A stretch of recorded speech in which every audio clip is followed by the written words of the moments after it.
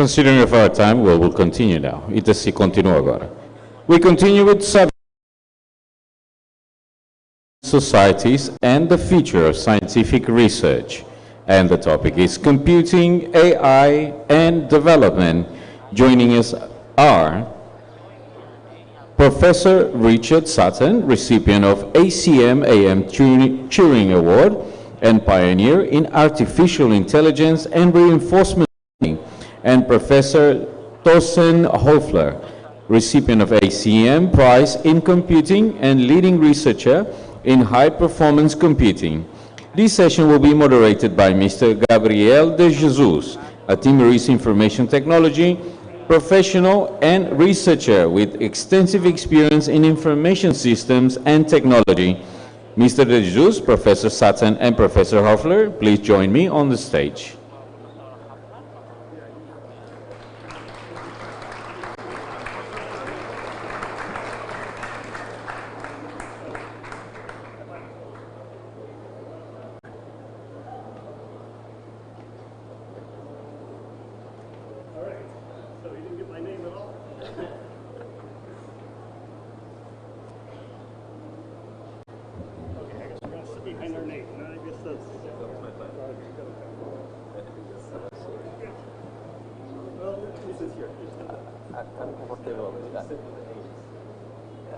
It's okay. Yeah. So we're mixing up the permutation.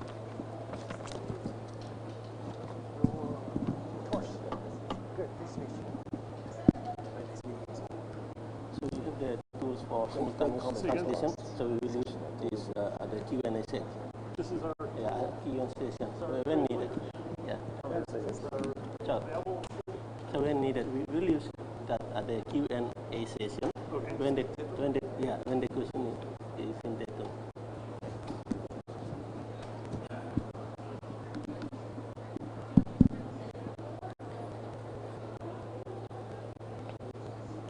Your Excellency, President of the Republic, Your Excellencies, Vice Prime Minister, Member of the Government, distinguished Nobel laureates, representative from the international institutions, researchers, scientists, students, distinguished guests, ladies and gentlemen, good morning and welcome to Computing, AI and Development session.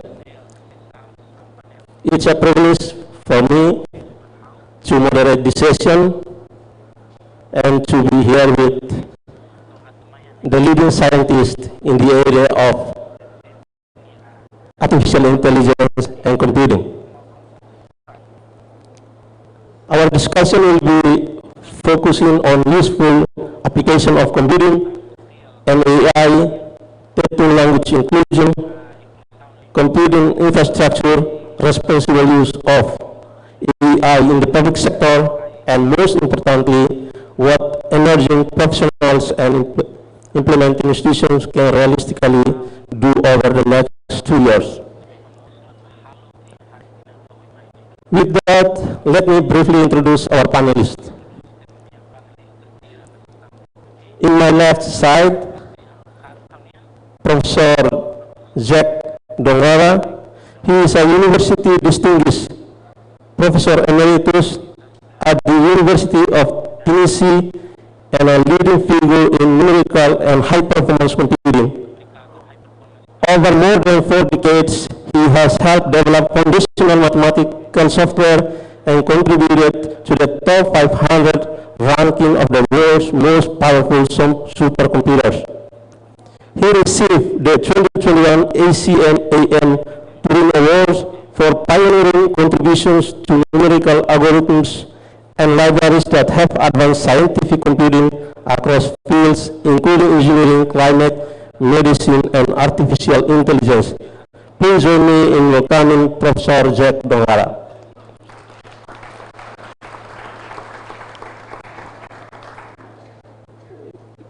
Next to Professor Jack, we have Professor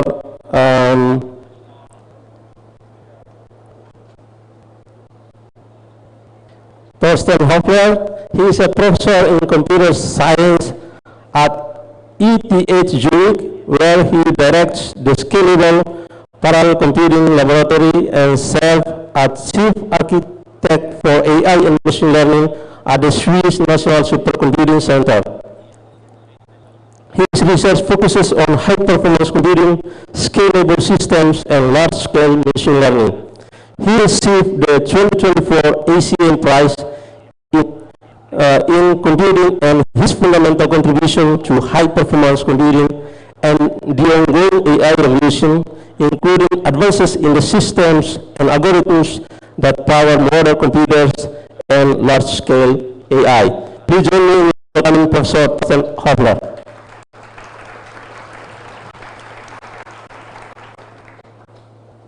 And the last is Professor Richard Suter.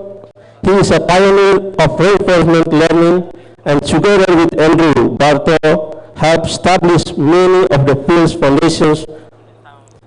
They co-author Reinforcement Learning and Introduction book and received the 2024 ACM-AM Turing Award for their foundational contribution to reinforcement learning. Professor Sutton is a professor of computer science at the University of Alberta and chief scientific advisor at the Alberta Machine Intelligence Institute, where his research continues to focus on AI agents that learn continually from experience. Join me in welcoming Professor Richard Sutton.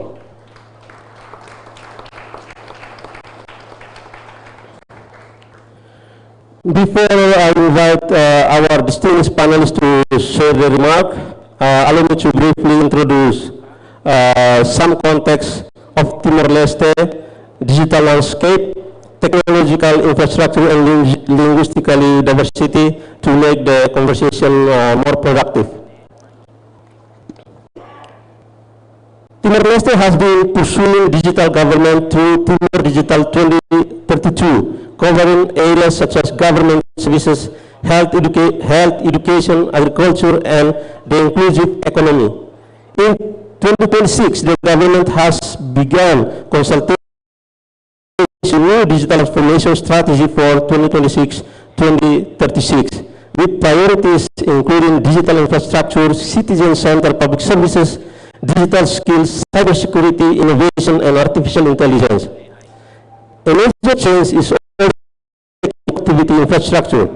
The Timor Leste South-Southern cable landed in 2024, and by July 2026, the installation and testing has been completed, and the cable was ready for commercial operation. Work is also progressing on the national terrestrial fiber optic network. This creates new opportunities for faster and more reliable connectivity and for greater access to digital services, cloud computing, research, and AI applications. But connectivity alone is not enough. Timor-Leste must also consider affordability, maintenance, technical capacity, cybersecurity, data governance, and which technology capabilities it can realistically operate and sustain over time. Finally, Timor-Leste is a highly multilingual country. The Constitution recognizes Turing and Portuguese as two official languages, with more than 20 local languages are spoken across the country. Tetum is one of our official languages, and it is the most spoken language in country, with approximately 79% of the population are Tetum speaker. For computing and AI, therefore, inclusion is not only about connecting people to the internet. It's also about ensuring that digital system can understand and serve people in languages they actually use, speak, and understand. This is particularly important for AI because this system depends heavily on available data and language resources. If Timor-Leste languages and local realities are poorly represented, the benefit of AI may not reach everyone equally. So, as we begin the discussion, please take the context in mind. And I believe that most of the audience that are here are waiting to hear, to listen your talk regarding AI. So I will please share as much as possible your knowledge about AI with us here. So I will give each panelist opening remark up to 10 minutes each. So we can start with Professor Zek. Professor Zek, the floor is yours. Well, thank you very much for that kind introduction. I have to confess, I don't do AI. Professor So- Zek, excuse me, can you just talk? Okay, let's switch. So, thank you again for the opportunity to be here with you. But I have to confess that I don't do AI. I'm not an AI person. I work in the area of high-performance computing.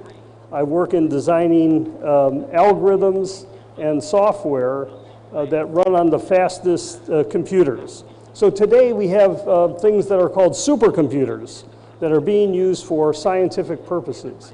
And these supercomputers have the ability to do computations that go something like 10 to the 18 floating point operations per second. 10 to the 18. So that's a billion floating point operations per second. That's not 2 billion, that's a billion operations per second. That's an incredible situation. 10 to the 18 operations. And we want to design software and algorithms that can use these machines. So these machines typically have 10 million processors in them.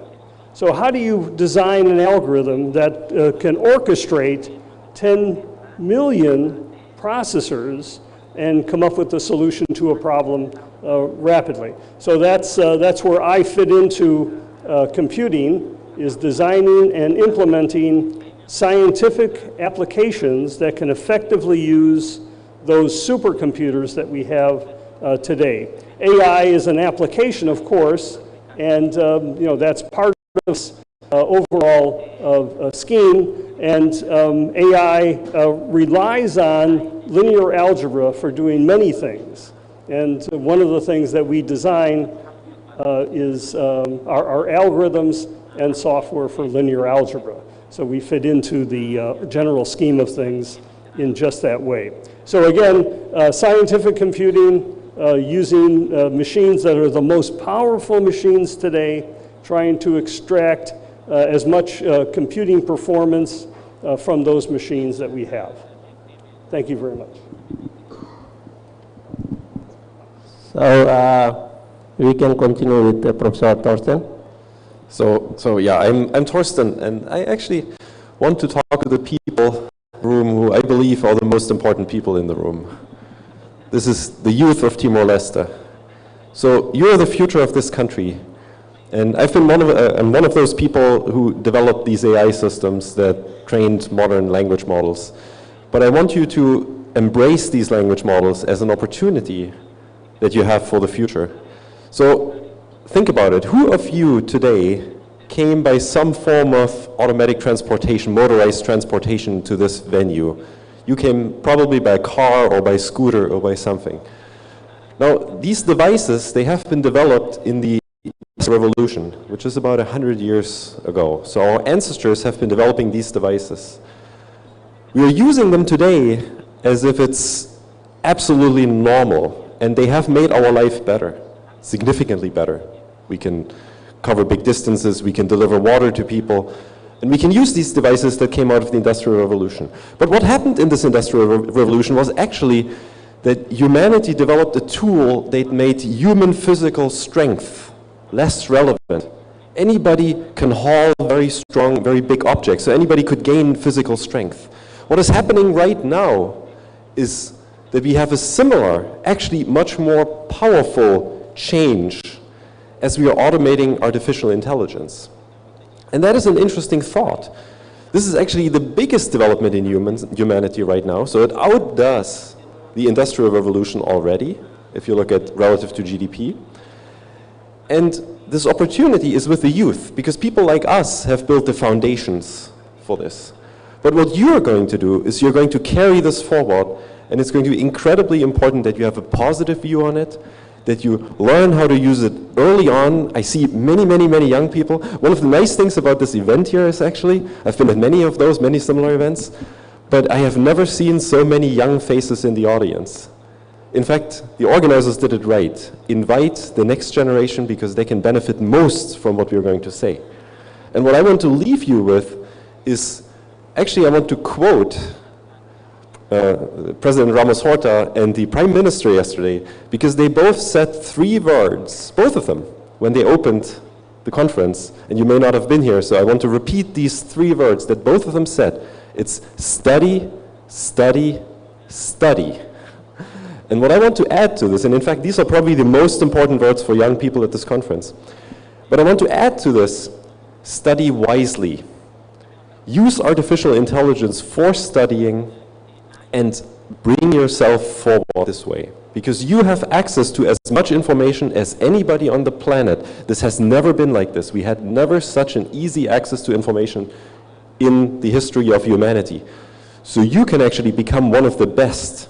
In your field, there is no boundary. You just need the discipline. You just need to study. You need to focus on the right thing. President Ramos Horta said, study STEM, be an engineer. I completely agree. And that is what I want to leave you with. And to myself, I'm one of those people who built the infrastructure for those systems, but that's probably less relevant here. So please, go ahead. Study, study, study. Thank you.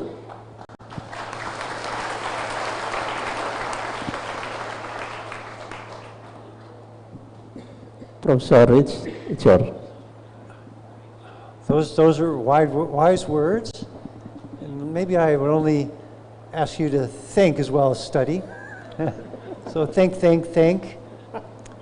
In particular, I think we're all being seriously misled about artificial intelligence. And we need to think better and stop believing what we're told. We're told that artificial intelligence is here, and it's not. We do not yet have intelligent systems. We don't have systems that have goals, which is the foundation of intelligence. We don't have systems that can tell truth from false. The systems we have really are not intelligent. They're not AI. We don't yet have AI. True AI will come, and all that we're being promised will eventually be true. But it's not true now, and it won't be true for a while longer. The biggest impacts are yet to come, and we're not there yet. You know, so this is not to diminish what has been done. We have had scientific breakthroughs in the use of language by machines. Yeah, this is a great progress, but it's still only a fraction of what's involved in intelligence. I think we have to realize this first. Now, part of why there's a pretense is because everyone who's doing computationally intensive things wants to call it AI because AI is cool.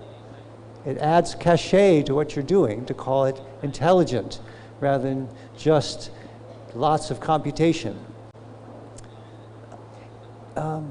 So it's the computation has been, the amount of computer power per dollar has been increasing, as you know, exponentially for almost 100 years, doubling every 18 months now. It leads to the enormous numbers that Jack was quoting us about what are available now. And so we are in an era when vastly more computation is becoming available. And so all these wonders are occurring, and they are wonders, but they're not intelligence. They're not ability to achieve goals. It's not the true, the full achievement of the second industrial revolution that Torsten is referring to. All will come, and it is starting now. But if you listen to the big American companies, they will tell you in their systems. And this is just false. It's hype. it's right? Those people are selling their product, and if they can convince you that it's more valuable than it is, it's worth tens or hundreds of billions of dollars to them. Why do we believe them? We should not. I think that's the main thing I wanted to say.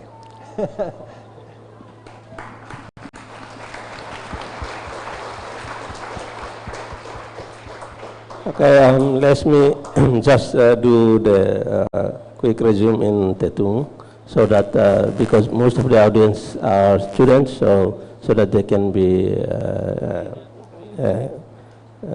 get the point. So maybe how to resume barak itu si remark si tania panelis. In prinsipio Profesor Torsten dehang katak nia nunca hare audiensnya nebe jawaban barak iya momento siranesane nebe nia sita itene presente nia liefang katak anesan jawaban ima futuro tem ser estuda hal barak no usa AI hodi bele apoia in estudo.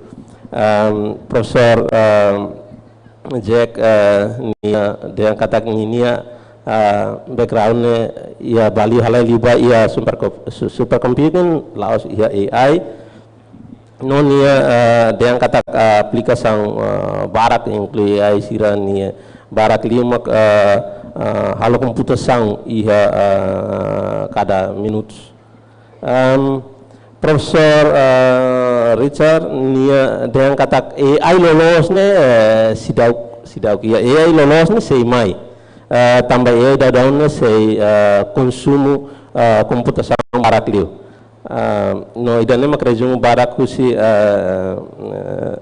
opening remark nebe mak itania panelis sira hato. So I will start with the questions. So you are talking that the true AI will come, and we need to because it is still consume a lot of computing. In the context of Timor Leste, because AI is very hot topics over here. And AI can be used in many sectors, including education. As Professor Torsten has mentioned that we can use AI to study, or can be use AI in the education. So my question is, if Timor Leste want to, AI to produce visible development benefits in the next 3 years, which problem should it tackle first, and why? We can start with Professor Rich. Thank you. I think the most important thing now is to take full advantage of the information that we all have on the internet, as was mentioned again by Torsten, I think. So this is not as exciting as intelligence, but this is the existing knowledge, and we want to get full access to it. And the major blockers there is the language. In Timor, as has been explained, most people are speaking Tatun and Portuguese, and most of the information on the internet is not in these languages. And the potential is that we can use large language models to do the translation and gain access to that information. Now, I think this is somewhat possible now. Perhaps our moderator is more knowledgeable of that question than any of us here, and I think he should feel free to speak to it. But certainly there's incremental steps we can take to make the information on the internet more accessible to speakers of the local languages. And I don't think we should we should make big purchases of public funds to foreign companies. I don't think, as I expressed before, I think they mislead us. Their interests are not the same as yours. And, but there are all kinds of incremental things we could do locally to increase the accessibility of these enormous knowledge sources on the internet. Professor Thorsten is also involved in the Sea Lion. This is the project has been developed by Singapore AI to cover the language in the Southeast Asia. Tetun is not included yet, so most of them should be literature languages like Tetun. So Professor Thorsten, can you just link to that project? Thank you. Yes. Well, I don't want to repeat what Richard said. Just to cut it short, you have a beautiful language, and what's extremely important is that you maintain the cultural heritage of that beautiful language and that beautiful local culture. And that is going to be challenging, because as far as I understand from our dear moderator, there's not much digitized content of your beautiful language. So your goal should be to make it digitally accessible, to enable these language models, as Rich just mentioned, to actually translate to and from that language, because that'll open the door to the world, literally, that'll open the door to the knowledge of the world to everybody in this room. And the language is the most important thing to invest on. I totally agree, we should not be you should probably not be investing on building large computers or do something like this, or foreign, I don't know, foreign mega corporations, but do the local culture. You can actually own your culture. You can own the data that comes with your culture if you collect it, and that is a form of digital sovereignty that I would prioritize. But then a little bit more practical, what else can you do with AI? I believe healthcare I started with studying, right? So that's still my number one. I will not repeat this, but study. Lift the population of the country to become future leaders, to be equal to anybody on the planet. That is possible now. But also healthcare. And I'm not advocating to replace doctors. I'm advocating that these doctors boost themselves to actually make better medical decisions, so they can consult language models, that knowledge that we have collected over centuries. They can easily consult it now for medical advice, clinical advice, clinical diagnosis. The same for agriculture. We had that earlier question about the security of farming, the security of animals. And I would interpret this in a way that this is also disease prevention. So there are wonderful models right now. These are not language models where you can take pictures of a diseased plant, for example, a coffee plant, and it'll tell you pretty exactly what the disease is and how to treat it. You can make irrigation plans. So all of these things is a wide variety of things that you can immediately get started today, actually. And he's checking his clock, so I will now. But there could be a long list of things, and I could go on for another 30 minutes, that you can start today. And I would really encourage you, especially the young people who are usually faster to adopt technology, use this technology today. If your mother and father has a farm, help them with this AI. Help them. Thank you.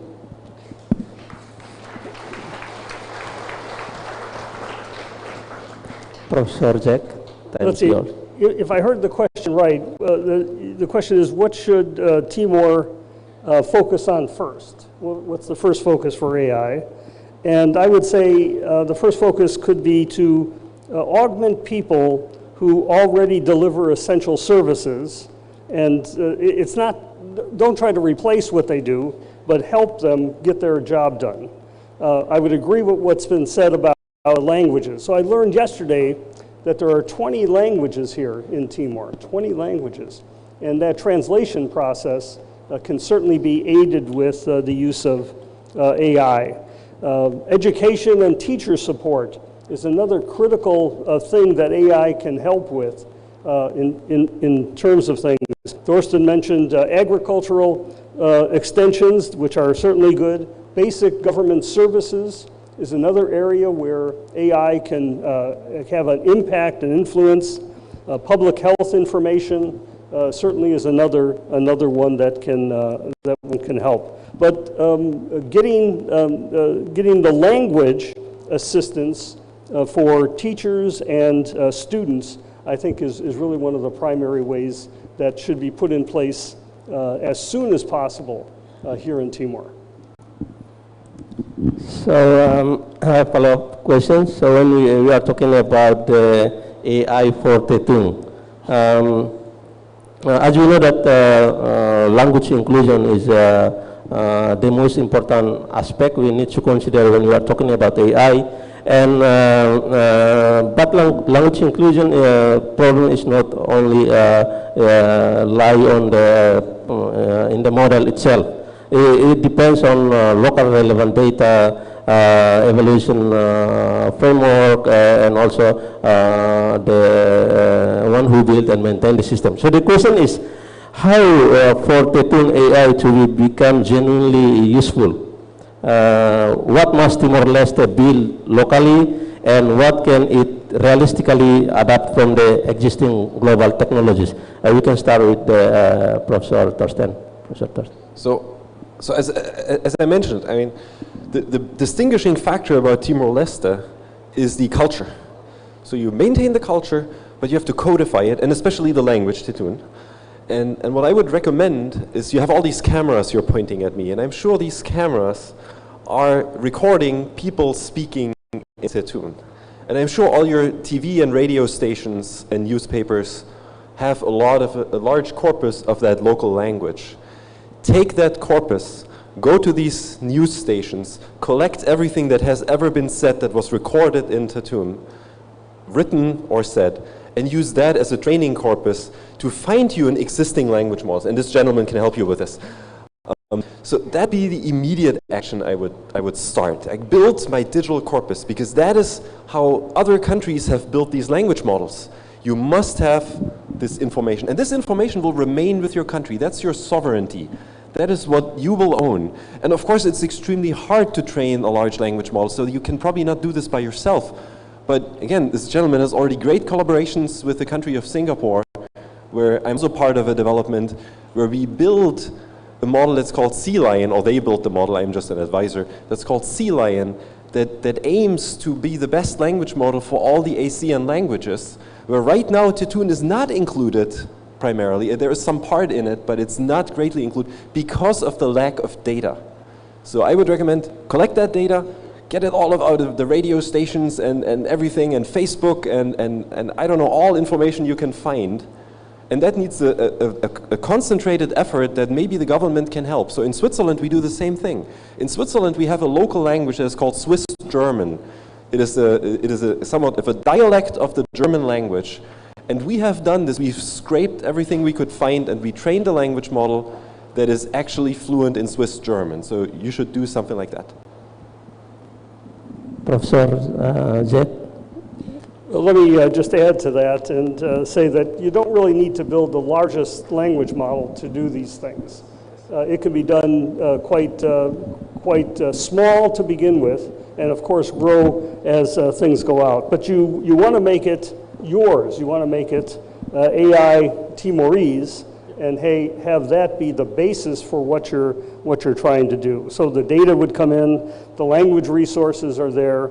The evaluation of standards would help, the public interest applications you would gather, and make decisions about what the acceptable use of all of that information is. But make it about your own interests rather than more general. And you don't have to go out and buy a large supercomputer to have this. You can get started with a small device and gradually add to that over time. And when you need resources, if you need computing resources, you can augment that with cloud-based services.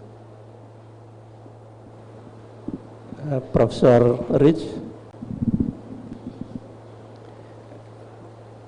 I agree with all that's been said. I'd like to add one other element, which is the opportunities available in Timor. Timor is a small country, and So what do you do? Do you have top-level researchers, or do you emphasize just basic education? I think, I guess this is my message to the high-level decision makers, that it's important to have the full spectrum. There are smart people everywhere in the world. There are smart people in Timor, and you know, it's just that there's only 1.5 roughly people here, and so there aren't going to be that many, but there will be some, and you have to be opportunities for all the different levels. So there should be a spectrum of levels. There should be encouragement for people who need to go abroad to learn things, and then a place for them to come back to. And there should be all the different levels, including the highest level, a smaller amount, but there should be opportunities or employment places for top people in Timor, so that folks who leave to learn have an opportunity and a place to welcome them back to do that good research and to bring it back and have Timor be part of the worldwide effort of science and better understanding. Yeah. We can all do it, and we can all do it together. Thank you. Thank you. Before we give the floor to the audience, I have just one quick question, can be answered quickly. So if the country must, if the country must choose between buying hardware and training 100 specialists, which investment should come first? We can start with Professor Rich. The question is what investments we should make to help working towards the language. Is that the question? Yeah, the question is if the country must choose between buying hardware and training 100 specialists in AI, what investment should come first? Hardware and training.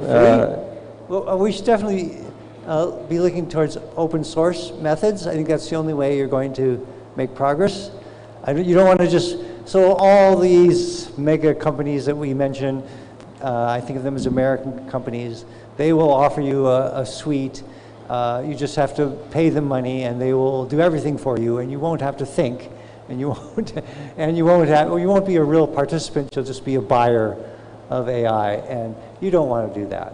You don't want to let your government officials do that with your funds and your, that would be a bad thing to do. Go open source, go to something you can participate in rather than just be buyers.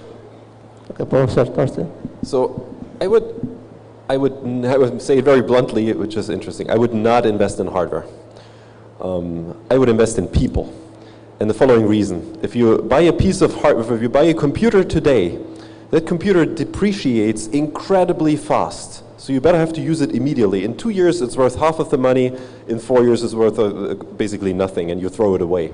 So that's a very bad, hardware is a bad investment in general, unless you can use it very wisely. People appreciate over time. They get more valuable.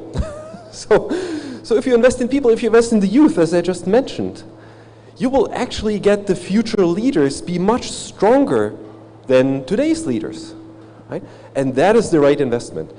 And so somehow I would recommend to use AI as we have it today to boost the people in the room, in the country, the future generation, to be better educated. And that is really the main point when I say invest in people, education. And that piece will then automatically lead to progress and prosperity, because this is how humanity has worked so far. Better educated people create better educated societies, they create more prosperity, they create higher standard of living, and at the end more happiness, to quote the Princess of Bhutan from yesterday, because I'm fundamentally convinced we should all be striving for happiness. But we need to be in good health, we need to have enough food, we need to be we need to have some technology, some convenient living to be happy. So somehow we do need a reasonably developed environment to be happy. So that is what I would recommend. And so be careful with hardware investments. Of course, you need some minimal hardware investment. You need at least a device that shows you or that allows you to interact with the language model or with the environment. So you need a cell phone or something like this. But the investment is relatively small. And maybe the country, talking about the bigger companies, maybe the country wants to think about some central serving infrastructure to operate LLMs in case they become too expensive if you buy it from other people. But that is a minor cost. Don't build training infrastructure, for example. That can be rented. Other countries will probably give this to you for free. For example, Singapore. I mean, Singapore is actually computing in Switzerland. so we give compute to Singapore, and I'm sure you can just stick there. So that is, I'll close with that. Thank you. Professor Jack, as expert in the supercomputing, what is your insight? I'm going to disagree a little bit here with Thorsten. So I agree, people are the important thing. That should be number one, and that really is where the majority of the investment should be. You can't go wrong when you do that investment with people. However, we do need a way to do computing, and you have to have some basis for computing here. And I like a hybrid model, and the hybrid model says you should own some essential infrastructure to do the computations, and then you can rent or acquire peak things for peak capacity when needed. So we are not disagreeing here. Right. Well, okay, fine. We should be a little controversial, and we should be in a position to share the resources. So one thing that has to happen is that all of the computing users in Timor need to share that infrastructure when it is acquired.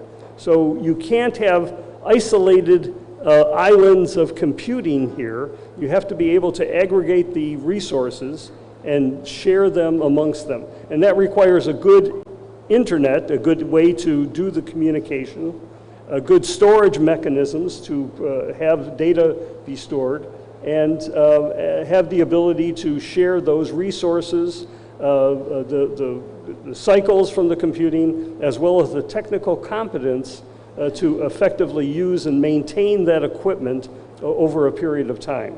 So again, a hybrid model, peak capacity when you need it, go out and buy cloud services. You can't do everything through cloud services. That just will not work, and the economy of that really doesn't make sense if you run the numbers. So I'll leave it there. Thank you. How say hello resumo Barat Lalai State depois ao se tempo atu ita husu pergunta. Nebe husi tene panelista atu conclude to bahire to kono computing no AI idana importante tebes katak itas sidak bele cria itene language model tamba questão ho dados ita se ia dados nebe mak utuan liu nebe disponível ia ekosistema online. Hanessa por exemplo quando basilayon niya nebe tetun sidak inclui tamba ita menos dados. Mas na fatin encoraja ita atu bele usa AI ba apoia ia educação ia saúde no ia área sira nebe mais importante. Ita na panelista mas dia kata ita na kondisão agora sidak ia necessidade atu hanuin Konaba supercomputing. Ita bele avança ho device ran nebe makik baitena necessidade bele mos ho technique hybrid combina de ho di halo hanuin Konaba futuro AI nia ba itene rai ohin lorong. So now we have time for audience questions. We will begin with the 3 questions. Nebe ba si hirak nebe hakap su pergunta bele ba hak basic amba iha mikrofone tolu nebe ma prepara iha fatin tolu hotu nebe atu bele fair ita po tempo ba ida husi na ida husi se sound tolu nebe ma iha ita bele começa husi hanya soring karuk. So when the question is in the tune,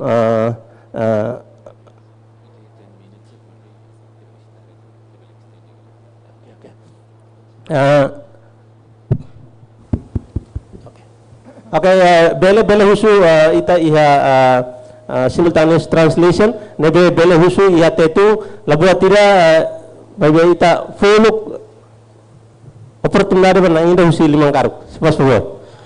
So thank you very much for inviting me here. So good afternoon, everyone. I'm Zuva, and now I'm studying University of Peace or UMPAS. Good. I am excited to be here, and this part we can consider it as a dialectic, because we can share to each other about AI or intelligence artificials. Thank you very much. Here, maybe I had 2 or 3 questions about some point that you said just now. And the first question is about how does artificial intelligence create new opportunity and risk for digital security? This is the first question. And the second is about what role should a school and university play in technology digital, especially about AI?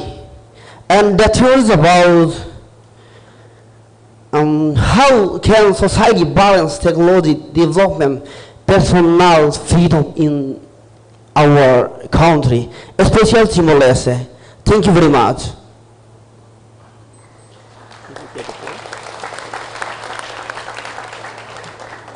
Did you get the point? I'm not sure what exactly is, because of the echo, I couldn't get. Okay, go ahead.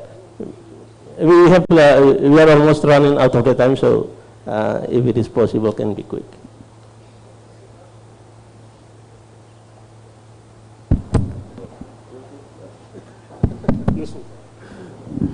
Okay, so I did not fully understand the question, but I believe it was about how can we adopt AI today in Timor society, and especially at the school level. I think that was the question. So let me try to answer that. I believe very pragmatically what you can do is you can start using publicly provided models like Gemini, ChatGPT, and sign up for an account, and you can simply start talking to them. You will need, it's probably most beneficial today to talk to them in English, and write by talking, I mean writing to them in form of text, and ask them questions, which is also a great opportunity for you to learn the language, to learn English.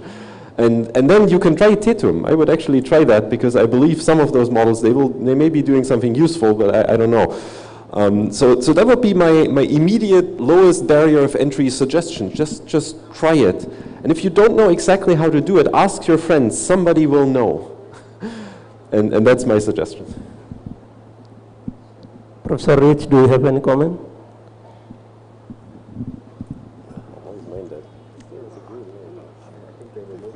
I want to make a comment that harkens back to the investment question. You know, we think maybe too often about what can the government do and what investments can it make, what things can it buy, or people that it can support. In many parts of the world, there's an entrepreneurial attitude, and we can have new companies that are formed. There's so many smart people. I'm thinking of all the students, and they're using their language, and they're using ChatGPT, and they know best what could be useful.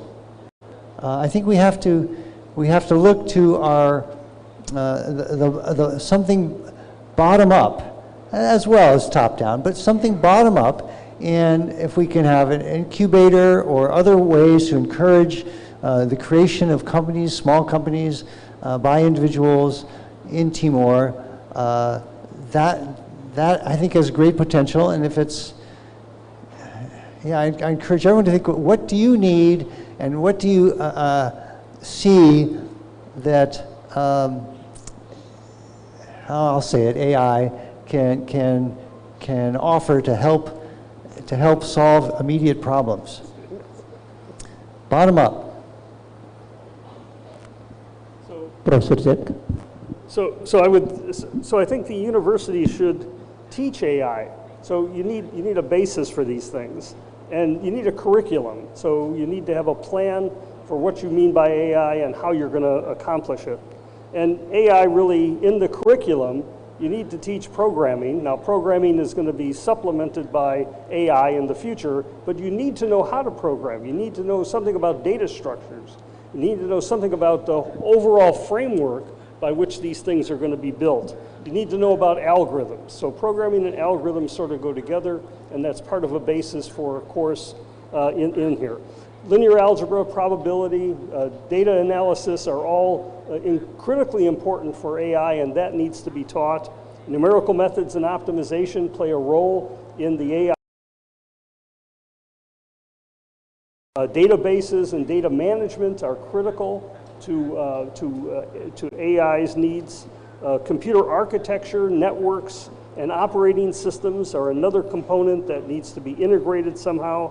Software engineering, cybersecurity and privacy that was talked about earlier this morning, machine learning and generative AI, those techniques, and the basis for how they work needs to be put into a curriculum, as well as how do you do the evaluation. Translation. Obrigado, Bob. Agradeço a laureados, cientistas e descobridores nebe mai haune ranki kuan Timor Leste. Hau senti kata hau laos e Timor mai be hau yatia la leha. Tama bela asuru itabot sira nebe matene no descobridor ba mundo ninia.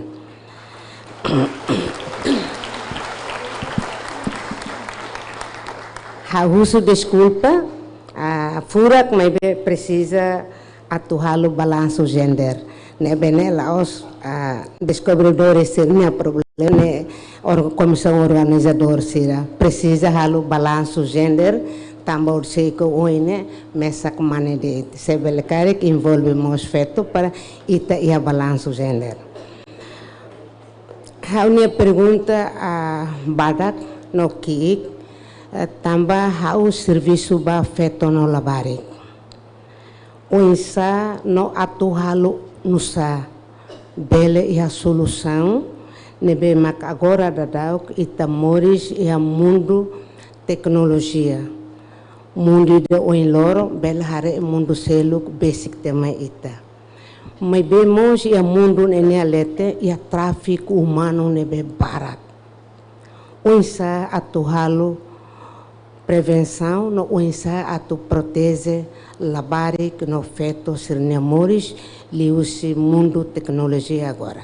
Obrigado, Barak.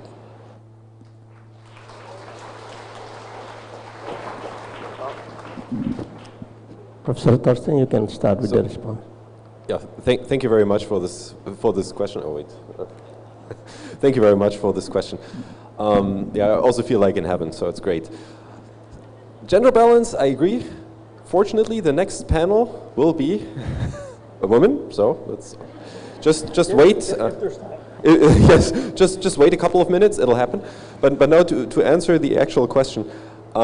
So I believe knowledge can help people, again, knowledge and education. So human trafficking is a huge problem. And the question is now, how can we enable the people being trafficked to actually try to prevent it and try to seek help?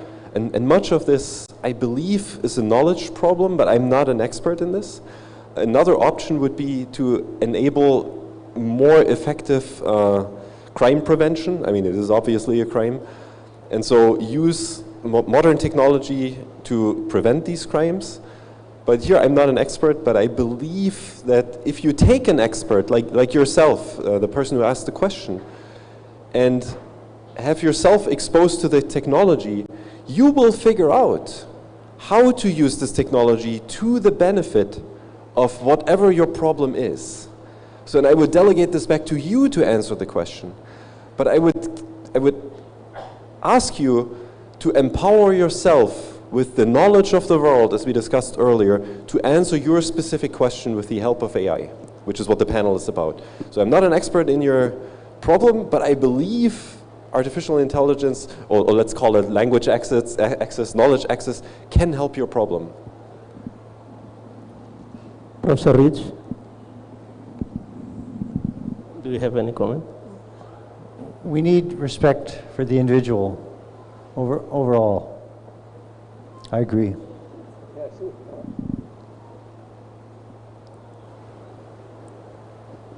That's it? Okay. Thank you. Ita iha pergunta si... We've got somebody in the middle. You got right here, right here. You can't see can we just go You're gonna go over to that side? Okay. Ita hinlay di pre confirma tempo tamba ita bele po tempo ba itani alim mane. Por favor. Se bele pergunta. The students from that side has already come to the side for the questions. Questions here. Okay. I think you can go.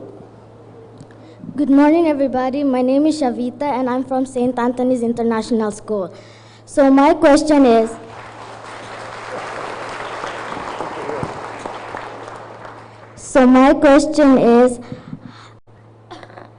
how does AI develop the creativity of us youth for Timor Leste and gives us more opportunity for the future?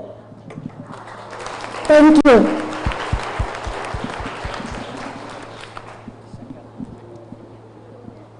Okay, Professor. So let me just say something to that. What we call AI today really doesn't have creativity at all. It does not have creativity. That's something that still needs to be provided, and one of the great limitations of current systems. But let's acknowledge what they do have. They do have a gigantic amount of knowledge. You know, they're like savants. They know so much, but they can't add to it. They can create images that are like existing images, but they can't really add to it. They can anything they add to it is more an error or hallucination. They can't add creativity. Not yet, in my opinion. Professor Thorsen? Yeah. Thank you very much for this question. I'm honored. That was probably the youngest person asking a question to me for a long time. That was great. And I believe you're having the right mindset because you're curious about AI. Like, this is exactly what you have to be. You have to have the curiosity. And one thing I wanted to add to what Rich just said, and this is exactly 100% agreed, mix that curiosity with your natural creativity to use AI, to have it empower you with the knowledge of the world to solve whatever problem you want to solve.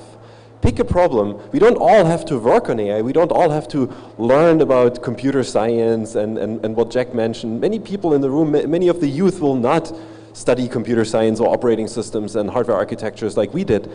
But many of you will, without fully understanding how it works, but that's not even necessary, because do we understand how a car works in detail? No, probably some of us, but some of us do not, and we use it. It's fine, right? But you can use it to empower yourself, to do something that you wouldn't be able to do otherwise, right? And that is really the way you should use it. So that's use your creativity, use your enthusiasm and natural questioning like we've just seen. Wonderful. Thank you. Professor Jack. So, of course, I agree with what's been said. But you have you're the future, and you have the ability today to just absorb a tremendous amount of information and not be corrupted by things that you haven't learned yet. So you really have the opportunity to absorb and to use it and to further the field. But you are the future. So thank you. I'm sorry, desculpa tinalin sira ho participante. You can take the kid. There's one more. There's one more kid. Okay, okay, okay. Bele. Okay, good morning, everyone. My name is Rosa. I'm from St. Anthony International School. So my question is, how is AI powerful to change the youth of Timorese peoples. Thank you. Okay, we can start with Professor Jack. Rich, did you want to take it? Should I? So the question was, how is AI powerful to shape the future of the Timor-Leste people? So thank you very much again for this great question. Maybe the second youngest or youngest, I don't know. So we should see. So I believe it is really empowering through knowledge delivery. So you can now benefit, specifically everybody in this room can benefit from anything any human has ever written, pretty much. And you can access it. And you can build your future on it. So you can understand what somebody else on the other end of the planet invented to grow better coffee, for example. Right? So you do not have to talk only to your neighbors, but you have a global way of knowledge accumulation and communication that we never had before. So there's the full democratization of knowledge across our planet. So we can learn from different cultures, we can learn from different people that we have never met in our life, but we are learning from them. And that is the technology that will empower Timor-Leste people, because for each of us, for all of us, there is a lot to learn. Again, study, study, study, right? You have the infinite opportunity that no generation before you had. You're incredibly privileged. All of you are privileged. I did not have that privilege. I did not have access to AI systems. I had to go to a library, and as we heard before, it's probably closed and doesn't have the book I want, and it's terrible. No, it wasn't terrible. It was okay. But you have much easier access to information as any of us sitting here had when we were your age. So if you do not develop to be much smarter, much more knowledgeable than we are, then I say you didn't study, and it's your fault. Right? Okay, and you can share with the world. You can share the Timorese culture with others. It's both directions. Thank you. Thank you so much. We are running out of the time, so let's apply for the speakers. If anyone to have any more questions, you can have a conversation with our speakers at the lunch time or at the spare time where we have during this summit. So thank you so much for the panelists for sharing your invaluable knowledge with us, where most of us are young Timorese. We believe that it will be the best lesson for us. So let's join me to thank our panelists. Thank you.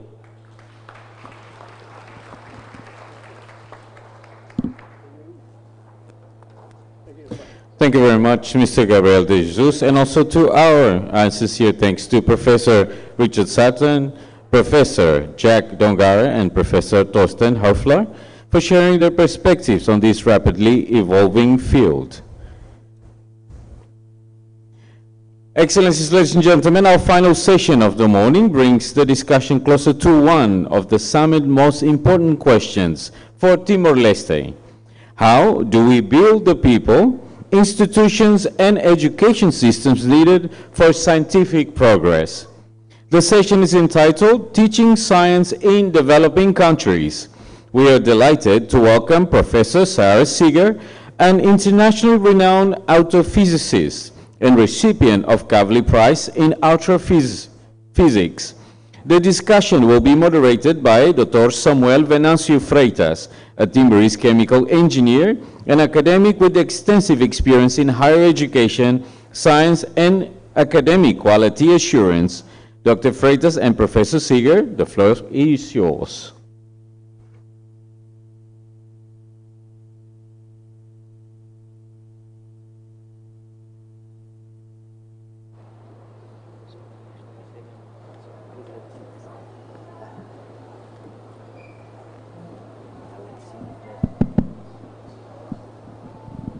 So thank you for the opportunity. Your Excellency President of Republic, Your Excellency Vice Prime Minister, all the members of the 9th Government of Timor-Leste, distinguished scientists, especially those coming from overseas, distinguished guests, all the participants here, mainly students, academic staffs, the policymakers from schools and also from the universities, ladies and gentlemen. Good morning to all of you. So welcome to the session, Teaching Science in Developing Countries. I guess this topic is very accessible for all because we are all here, we learn, we teach, and then many of us here are students and lecturers. So my name is Samuel Freitas, as already mentioned. I am chemical lecturer, a chemistry lecturer.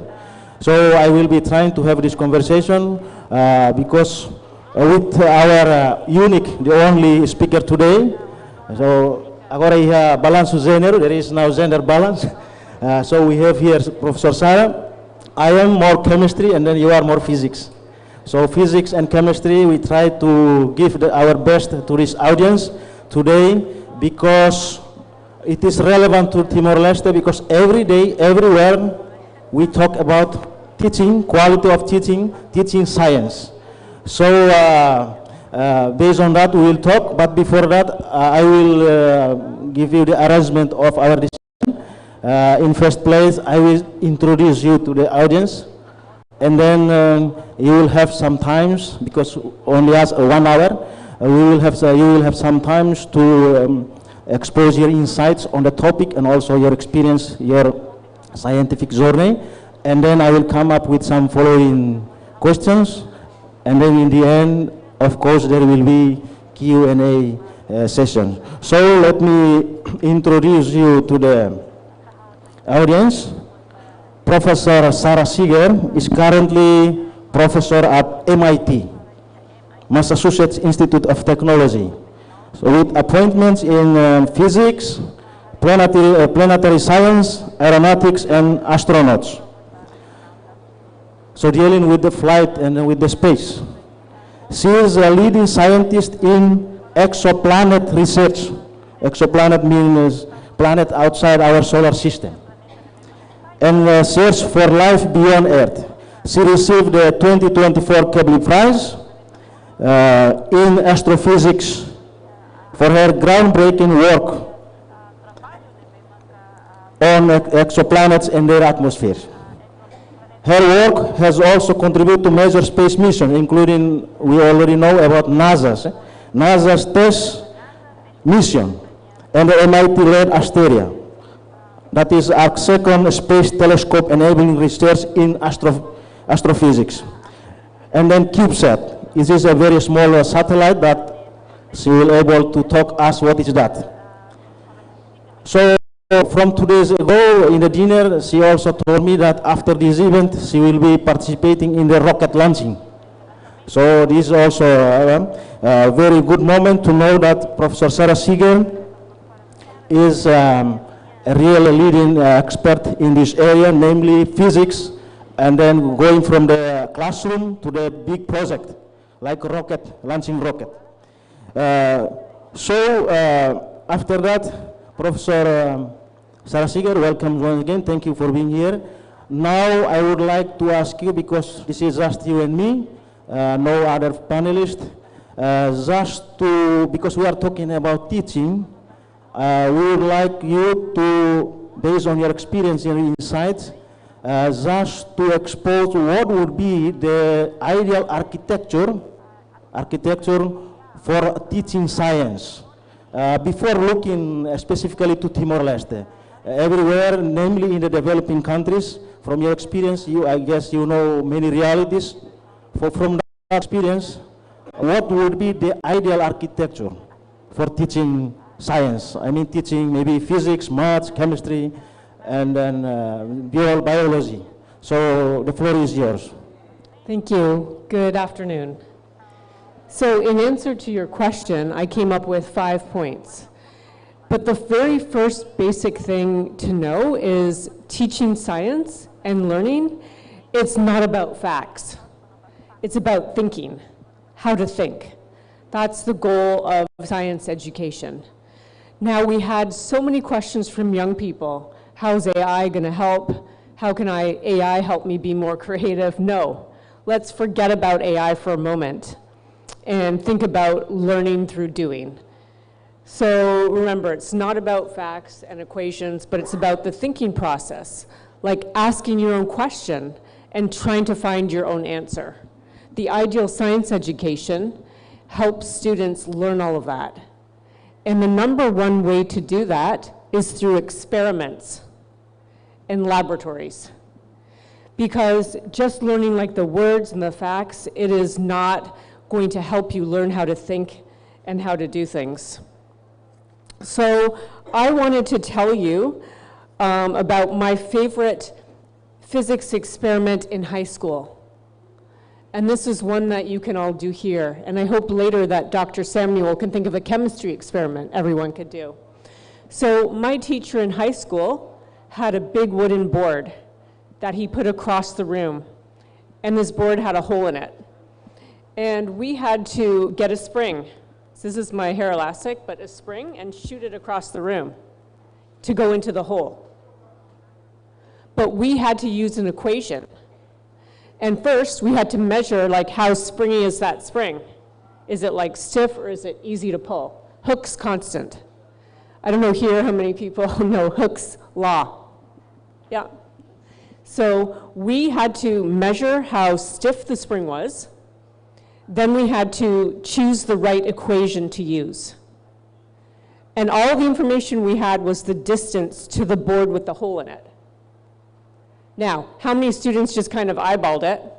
Well, I picked my equation, I made the measurement, and we only knew the distance across the room, and what we had to figure out was what angle do we put the spring at? So is it like straight across, straight up, or what angle? We had to figure out the angle from the equation alone that would get the spring through the hole.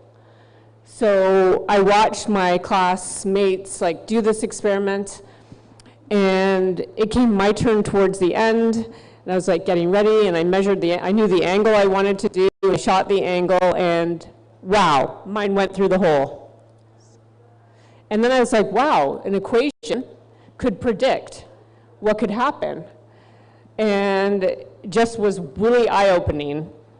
I really hope that every student here gets to do that experiment, with your help, a wooden board, a spring, measuring tools, because learning how to make a prediction and use equations is really, really important. Now I'll move on to step 3 of an ideal science education, and it is related to the experiments also. But this is, students need to be allowed to fail. One problem we have in America right now is people are not allowed to fail. But the only way you can really learn is by making mistakes. Now, I don't mean failing the entire course, no, but in context of experiments. Because when an experiment fails, then you have to learn how to look at each step of that experiment and ask yourself, why did this not work? So being able to do experiments, but not only that, being allowed to fail at the experiment and figure out what went wrong and try it again and again. Because that builds resilience, but more important, it builds the ability to problem solve. So thinking is about solving problems, and that's all really important. I did want to add one about math, because usually math is taught separately from all the other sciences, but we really need to integrate mathematics to chemistry and physics and biology, because understanding the uncertainty of your measurements and basic statistics, it all should go together. So let's see, I did want to get on to my, I think, final point, which was harder to explain actually. But we really want to try to have problems that are related to Timor Leste environment. So in terms of like when it comes time to learn about chemistry and physics, we want to be able to include problems that are really relevant here, like agriculture, right? Because it's our biology and chemistry. And we want to be able to include things about climate and a lot of other topics that naturally fold into it all. So I'm going to summarize now what I think is the ideal education. Number 1, it is thinking about science not as facts, but about learning how to think and problem solve. What goes together with that is number 2, that's experiments and being able to do laboratory science. Number 3 is letting students fail, because failing in experiments is key to problem solving. Number 4 was embed mathematics in these subjects, in addition to having it separate. And number 5 is making sure the topic is interesting and relevant to this country. Thank you. Thank you very much for this first question. So I hope you all, mainly students and some lecturers present here, you can use the translation device so to make easy our conversation. And then I also, because Professor Sarah is explaining very comprehensively, so I guess it is good for us. So the next question for you before, because we still have time, I was asking you about the architecture. But when we think about teaching science, teaching several components should be there. The one that everyone here knows, because this is we are very familiar with these issues about education, is curriculum. Curriculum, mainly curriculum development and also the supporting system. In terms of curriculum, this is the challenge from Timor-Leste that I just want to expose, and then we will want to hear your advice on this. In Timor-Leste, we have curriculum from the secondary high school, and then also we have curriculum from the tertiary education of universities. For the tertiary universities, we indeed have the standard curriculum. And then down there we have also some guidelines to develop a curriculum for the secondary high school, namely for the science and then how to teach that. But sometimes there are some dilemma between people. So you can graduate teacher, good teacher, but with, how to say, not in balance with the science contents. Sometimes also we produce graduates with very good science in terms of knowledge, but not as good in terms of pedagogy. So when we come to the curriculum, based on your experience, what balance we should have? Because many of the higher education institutions are also thinking about creating curriculum with more science and then some minor contents of pedagogy. So this will be a kind of good shape for the curriculum for teaching science based on what you know. Well, I did leave that off my list, but it was right there wanting to be on, which is we need very amazing teachers and curriculum and enthusiastic teachers who know what they're doing. But it's not just here, everywhere we have that same dilemma. It's like, but I think you need to be able to train people to do both. I mean, you strike me as an excellent communicator and scientist, PhD.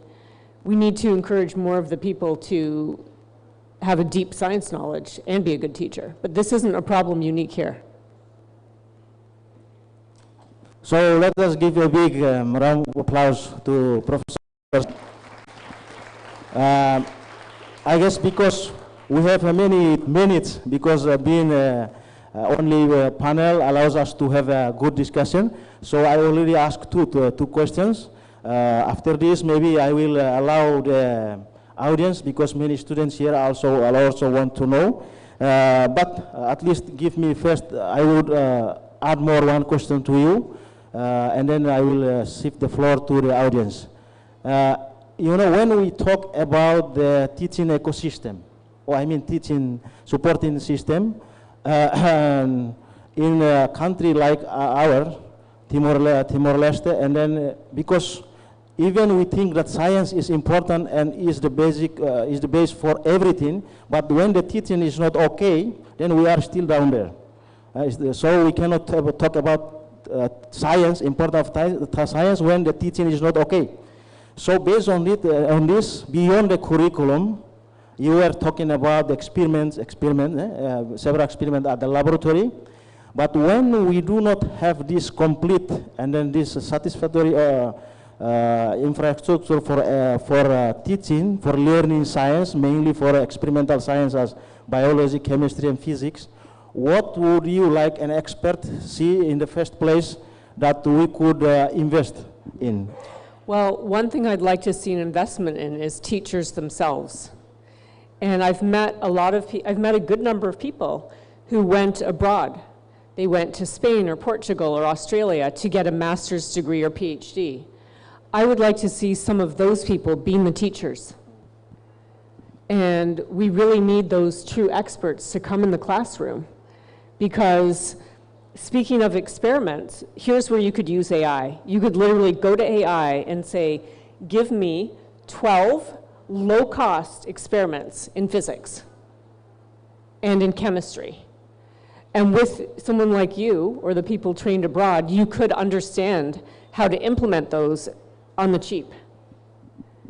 That's why I picked the experiment I described. It's a wooden board with a hole in it and some springs. But you need the teachers who know enough to be able to read the AI and understand it and help implement the experiments. So I'd like to see an investment in teachers. And it's not overkill to have a PhD and become a teacher. And there are people who have those who come back here, and maybe they're going to teach part-time and not full-time, but and they do their other job part-time. But we really need those people in the classroom.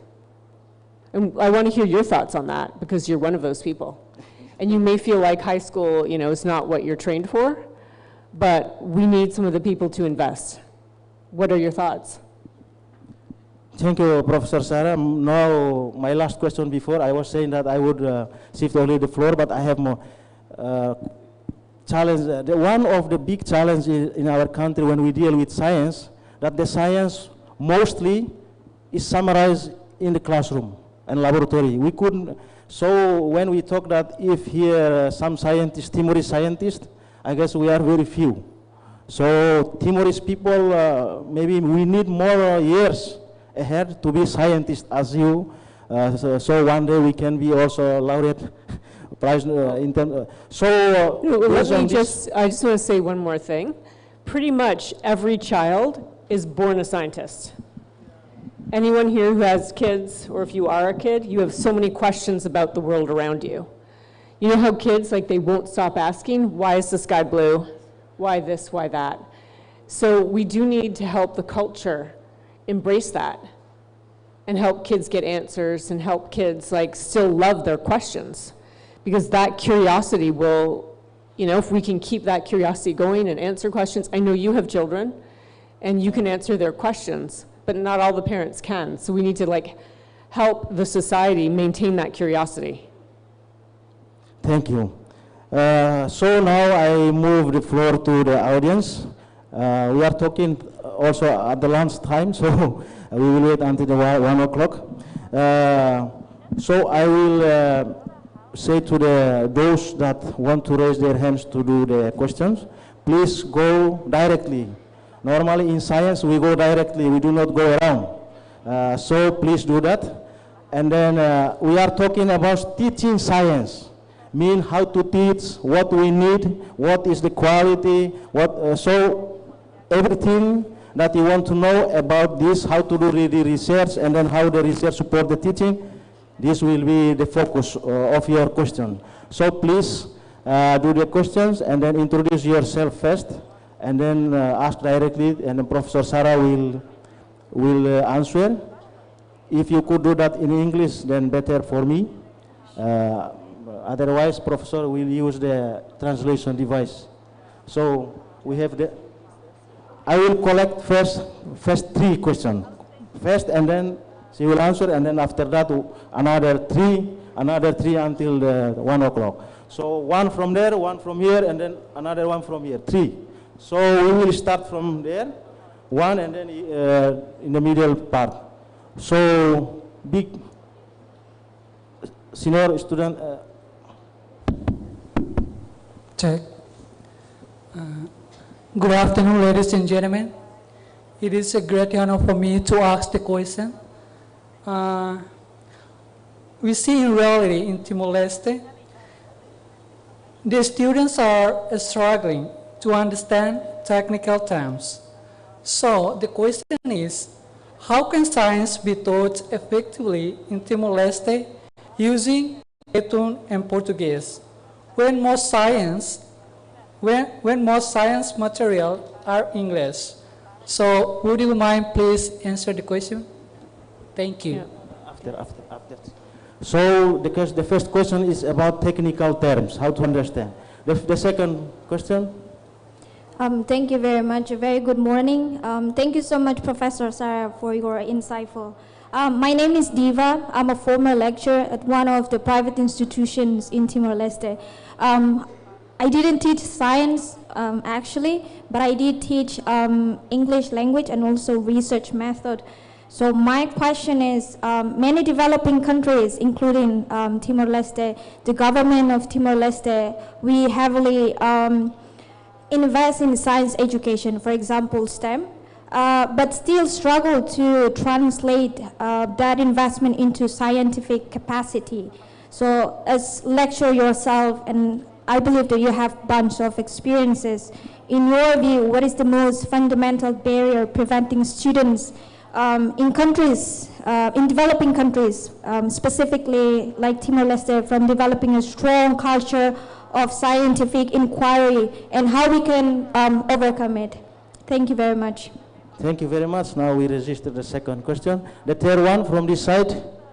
Okay, thank you. I have a question. Its topic is very interesting for me. So I have a question that how can developing country provide high quality science education to all students when schools have limited teachers, technology, funding, and learning resources? This is my question. Thank you, everyone. So we have now three. I guess you already hear all the questions. So please give some. The first question was about technical terms and how do we teach in Portuguese and the national language. We need to just invest in like a dictionary to translate those terms. We're going to have to perhaps build your own technical terms in your own national language in order to be able to do science in that language. So that's just something you're going to have to work on. And you know, maybe with the LLMs, we heard they're trying to build one in the language. One could query the AI when it's ready and get help, like understanding what those terms mean. That's the first one. The second question I already forgot already. The second question was about the investing in STEM, but the challenge is about translating this to the... No, that was the first question. The second question. The second question for... Yeah. Yeah, the second question. Because the second question was about the translating the... Oh, right. How do you... Well, I know the question, right. The thing is, I was told here, is it correct that there's no laboratories in the high school? Is that correct? Laboratory, there's no lab. No, laboratories is about the third question. Yeah, no, it's related, but you know, you have to examine the curriculum and see, is it like fact-based or experiment-based? Because if you're just teaching science as a bunch of facts, it's not helpful. And then people can't go on to be a scientist or be a good science teacher or work in industry. So it's really, really, really important to examine the curriculum, and you know, it's more than just me talking for 1 minute on it. It's to consult with experts on the curriculum and make sure that it's inspiring how to learn how to think scientifically and not just learn facts. And that is related to the third question. But in the third question, the person said, how can we become better with STEM education if we don't have, and listed 4 things. And the answer is you need those things. You know, you have to have money, and you have to have not fancy laboratory, but very basic laboratories. You know, you don't need a lot of technology, but you need to invest in the teachers who can implement simple experiments, and you have to have like activity-based science. So the answer is you can't get better unless you invest in these things at some level. Thank you very much, Professor Sarah. So now we can keep going with the next 3 questions more, because we see here more some lecturers and students from several institutions. We go from this side. Now you. Hello, my name is Jarilene Sagrada Luisa Amaral Alves.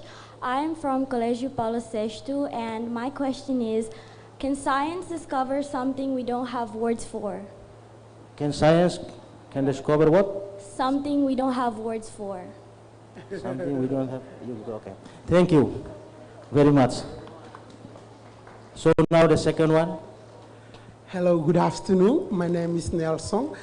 Here relate to the explanation that you have done already in terms of the laboratory. Like right now, we have also problem related regarding to the materials that we need to use in the laboratory. So in my experience, one of the resources that I try to use like numerical simulation in the physics teaching. So I really want to know what is your opinion about using the numerical simulation in the physics teaching. Thank you. Yeah, because in the physics sometimes there is a lack of the laboratories supporting infrastructure. So if it's possible to use simulations, yeah, simulation for the physics learning, teaching and learning. So the next one from that, the third one. Hello, my name is Kaushik and I'm from India. So I have a question so you said, ma'am, that the thinking is the goal of science and experiments teach us to the failure. So in a world where AI can increasingly predict answers, give us all the steps and gives us all the possibilities, so relying on too much AI, would it take away the most important part of the science, like doing the experiment? Okay. Thank you. Now we have 3 questions already registered, Okay, and yeah. then you can. The first question, can science discover things we don't have words for yet? Yes. And that's why science is so amazing. It is the joy of discovery. And in science, we can discover brand new things that we cannot describe right now. And so that is a great question. And I wish that the person who asked the question and everyone here has the chance to discover. Now, sometimes, so let me go to the third question, and then I'll come back to the second question. The third question was, can AI just do all of this? AI knows everything, it can give you all the steps and solve it.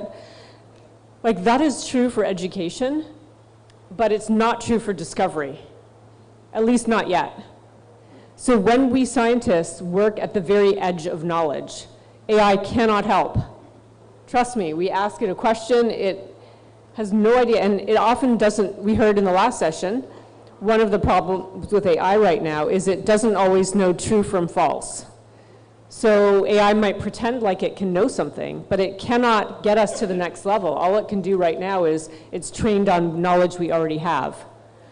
So another thing with AI that's really a problem is that we're going to get to the point where AI is doing it all for us, but how do we know if it's right? And we can only know whether AI is right or wrong if we humans ourselves understand what is behind it. So even in our training in America, we get undergraduates who, they just use AI. They use AI to code, and then they use another AI to check the code, and they get results. And they have no idea whether these results are right or wrong. And we have to force them to take a step back and to try to validate each step.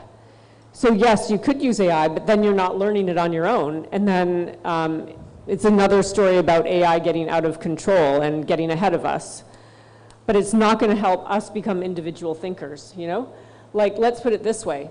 Let's imagine that the doctors here do rely on AI for, images. Like, do you want AI to decide let's say you have a problem and a disease, and AI finds out about the disease based on images of scans you've uploaded. I mean, do you want AI to decide what operation you're getting? No, you don't want AI to decide. You want to decide. But if you can't think clearly and understand all the steps, how are you going to do it? So it's still really important.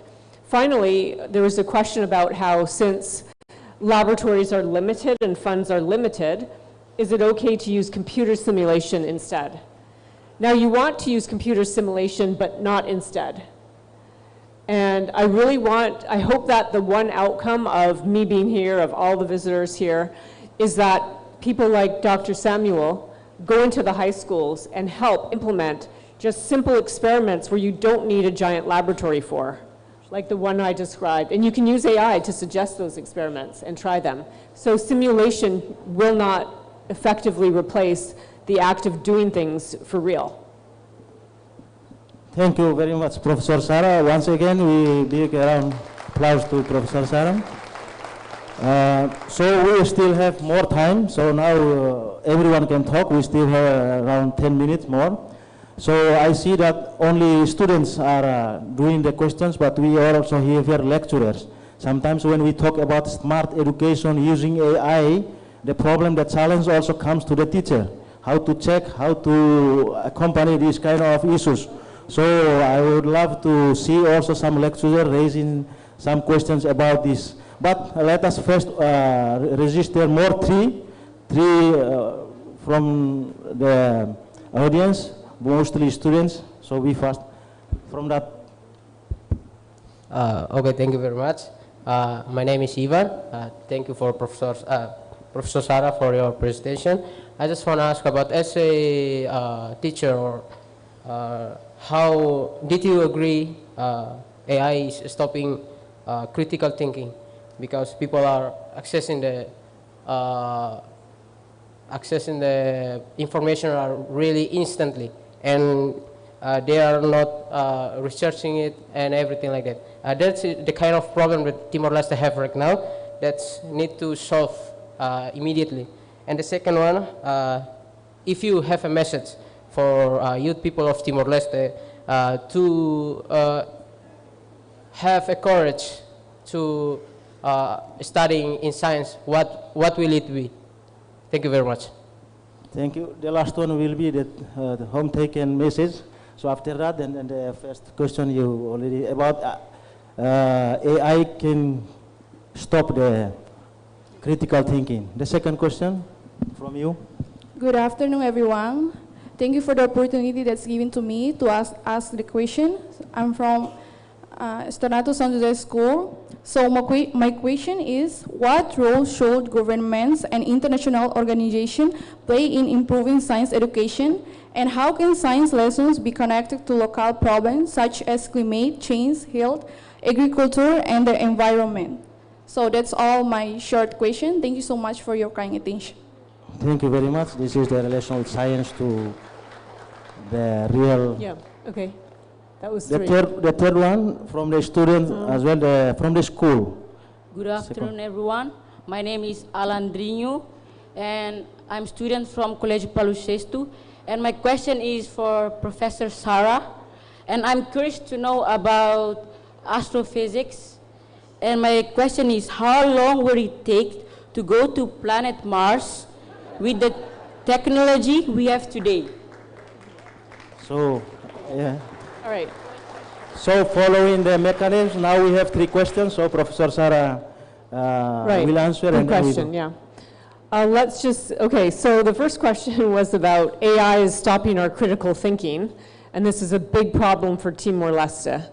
I want to assure you it's a problem all over the world. No one has an answer for it yet. And even teachers, we have to admit, are, can get, AI, we're all getting a bit lazy with AI. So I want the young people, we'd like you to solve this. What will motivate you not to just go to AI every day for your homework? It's really hard. I mean, there's a lot of ideas out there, that's why I'm really big on the laboratory experiments, the simple experiments and doing it yourself, because AI can't physically do it for you. I don't know if you've all been watching the TikTok videos on the Chinese robots in the races. Super funny. We right now don't have robots to do our experiments in the classroom, so I think that to me is one of the main ways to get around it. Let's see, the other one was, what role should the government play in all of this? I think we need to invest more, actually. Invest in the teachers, like I said, the teachers who know how to implement the science experiments. And, okay, about going to Mars, let me ask all the youth here. If you could go to Mars, would you go? Who would go to Mars? Can you translate that? Because I want to see who would go to, I'm sure way more would go to Mars. ya, o Indian tempo hirama ka demora to ba Mars. Mart. Sebado ni sama kakar ba. Well, right now, it takes about 6 months to get to Mars. 6 months. 6 months. You get launched in a rocket. It takes about 6 months to get there. You'd land on Mars, and it will be a tough place there. It's very cold. There's no air. There's no oxygen. And the first group of people who go, they probably won't survive. And right now, it's too risky. We don't really have the right technology, like to protect ourselves from damaging radiation. We don't really know how to launch off of Mars and how to carry enough fuel to get there and launch and come back. So I'd say, if we invested every penny we had on Earth, we could be ready to go in about 10 years. But at the rate we're going now, and with the attention going to the moon and not Mars anymore, it's probably still 20 or 30 years away. So if you're 10 years old right now, then maybe you'll be about 30 years old when the first people go to Mars. Thank you very much. Yeah, I do. They did want to ask, what is my message to the Timorese youth? And here I want to say that you really, resilience and perseverance are the most important characteristics you can have in a young country. And we do have a phrase that's easier said than done, but it's, if there's a will, there's a way. So I want you all to have your dream. And you need to reach out to people like Dr. Samuel, and there's other people here I've met who run businesses and work together to find something you love doing that you're good at, that you can find a way to make happen. Okay. Thank you once again. So because we are also running out of time, we have more questions. I will give the floor to all of you, but only we have a few minutes. So now we will go to the professor. And then we go more to... All right. Well, thank you.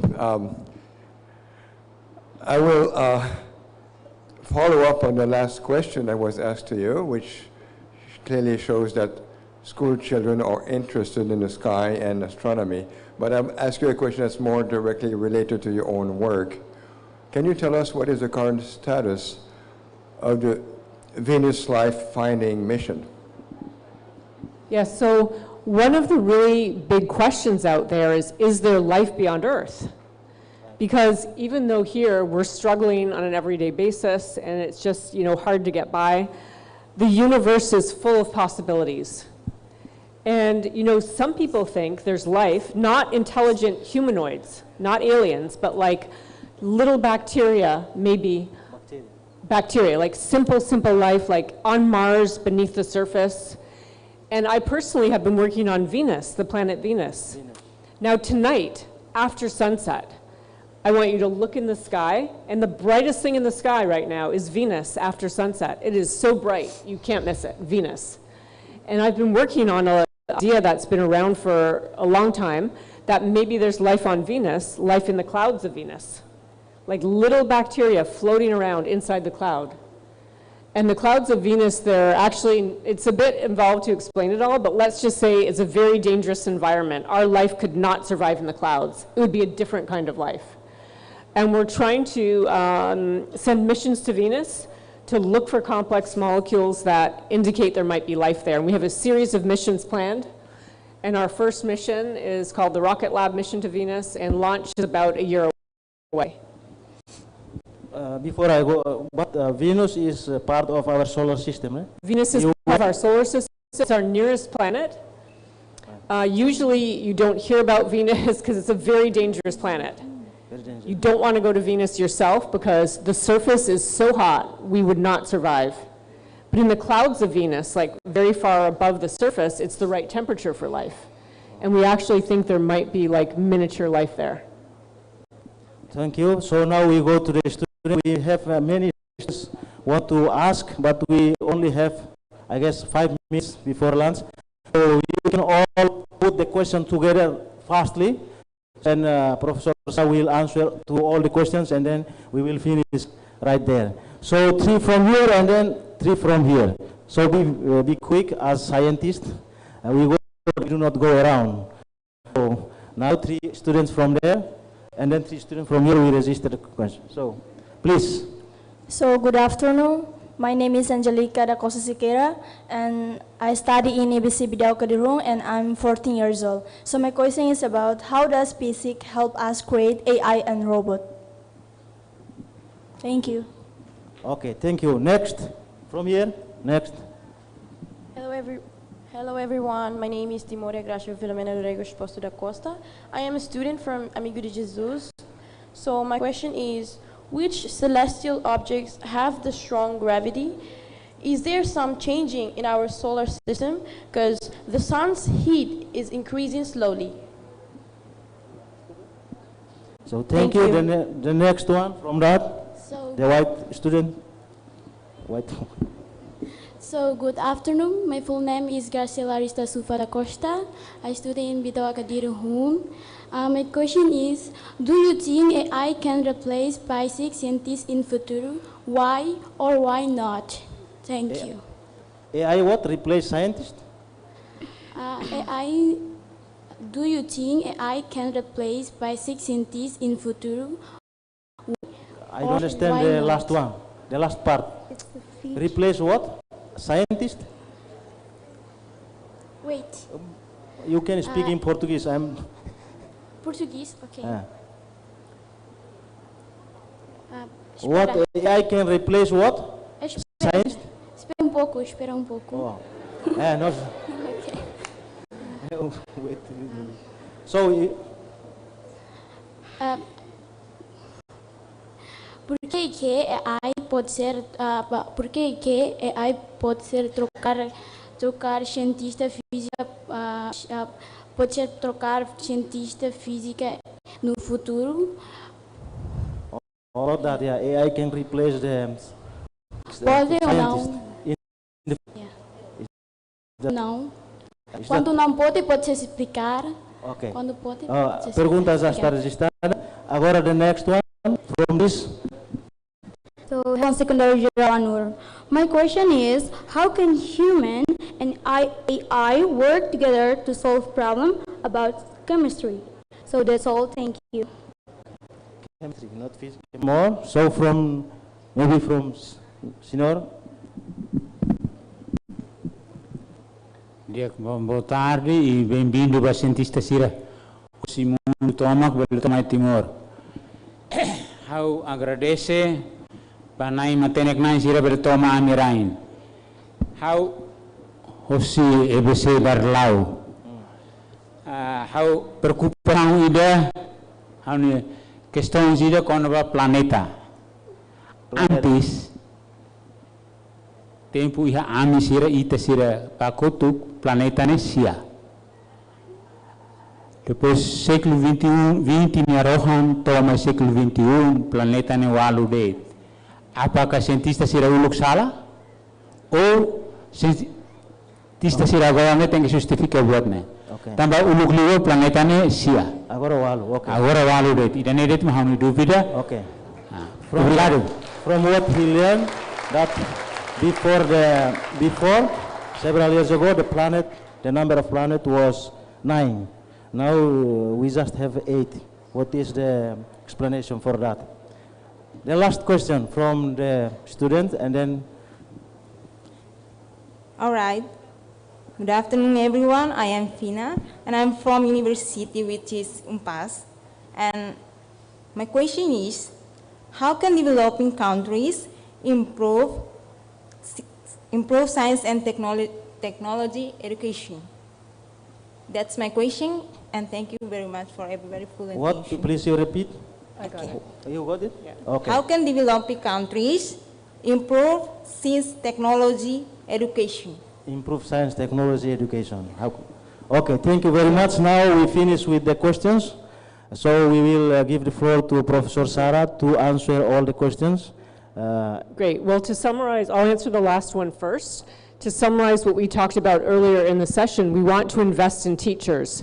And we have a number of people who did their master's and PhD abroad, and those people can be used to help train more teachers and to go into the classroom. Number 2 was to, have experiment-based learning.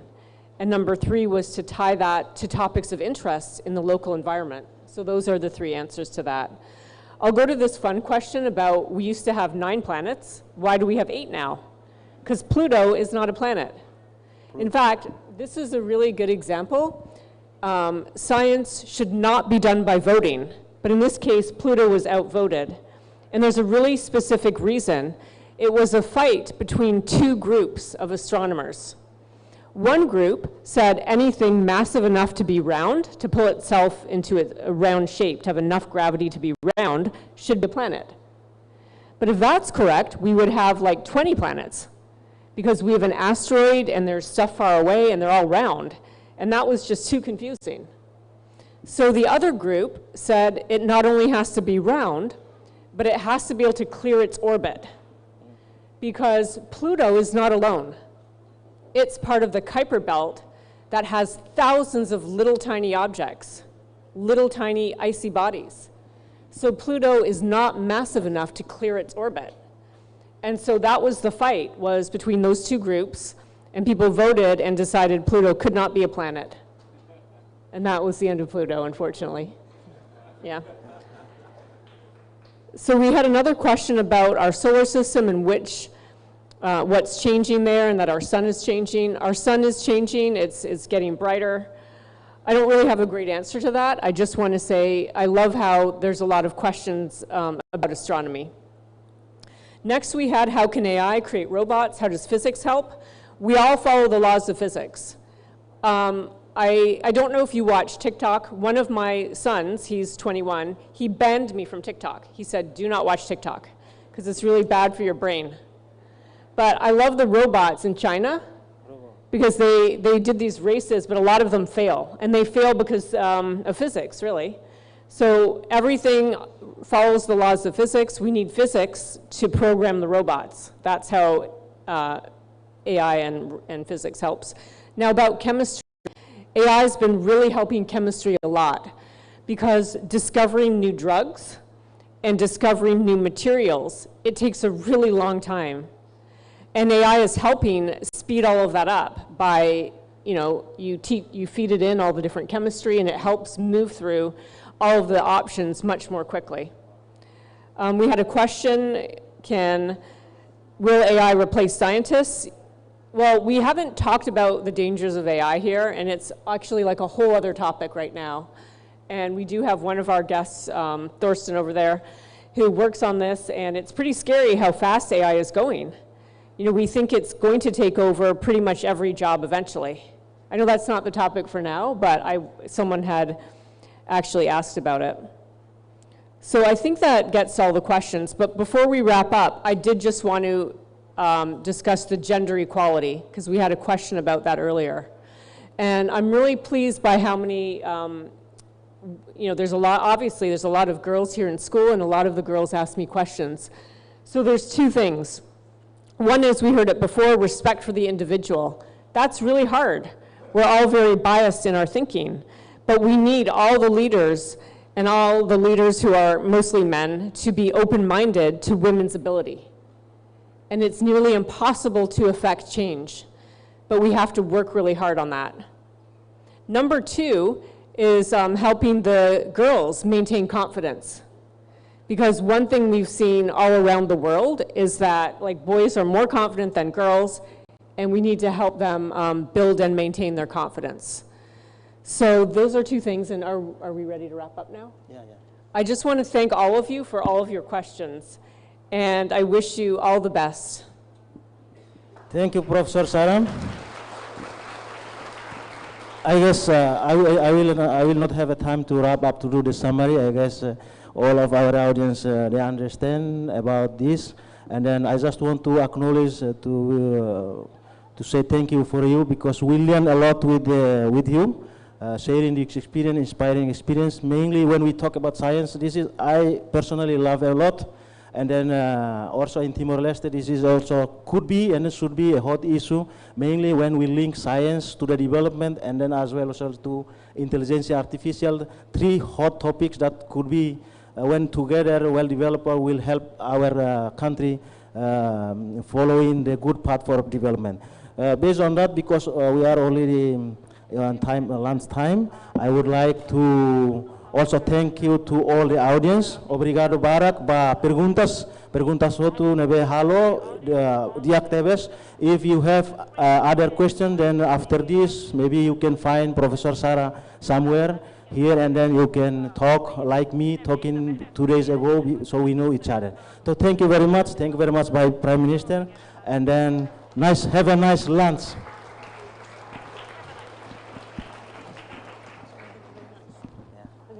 Thank you very much, Dr. Freitas, and also Professor Sarah Seer. Let's give another round of applause, ladies and gentlemen, for sharing experience and insights. Beforehand, I would like to invite the Vice Prime Minister for his intervention.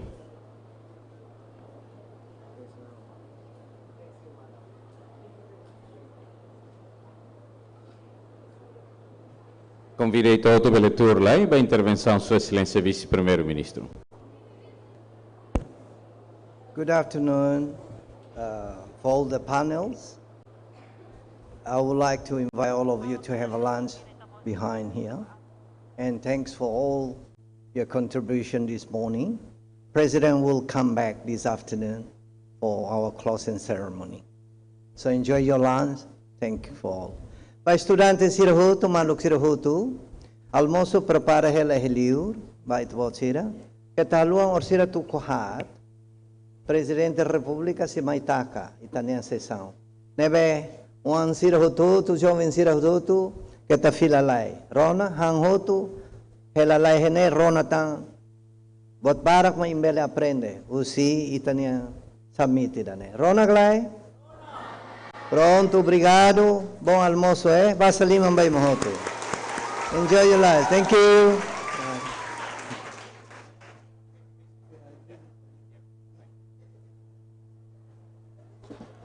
For information, Science and Technology Expo remains open, and we encourage you to continue exploring the exhibitions during the break. Our afternoon program begins at 2:30, but we'll start calling everyone to come back inside the conference hall at 2:15. Please note that the afternoon includes youth dialogue session, science careers around the world, alongside parallel workshop taking place as part of the wider summit program. And we'll see you shortly at 2:15. Catalua tu visita na fatin na exposição e a parte de soaring, no ita se continua ho ita ni almoço to tukurua ho balon, mas ve ia tukurua ali minuto sanul racing lima, ami se ho convida na ita hoto, tu beletama fil fali mais salão larang, tamba tu irmã ita se íamos programa ga workshop paralelo ida, sessão diálogo ho jovens, nebe além ser nebe makia interesse, beleronamos Konaba Hanoi carreira ciência e o mundo tomak, nebe makorsida se halamos ia fatin pavilhão ninian, também dene parte da husi teni programa Simeira ninian. Então que talua ita se tama fil fali tu curua li minuto sanulo recém lima, bom proveito.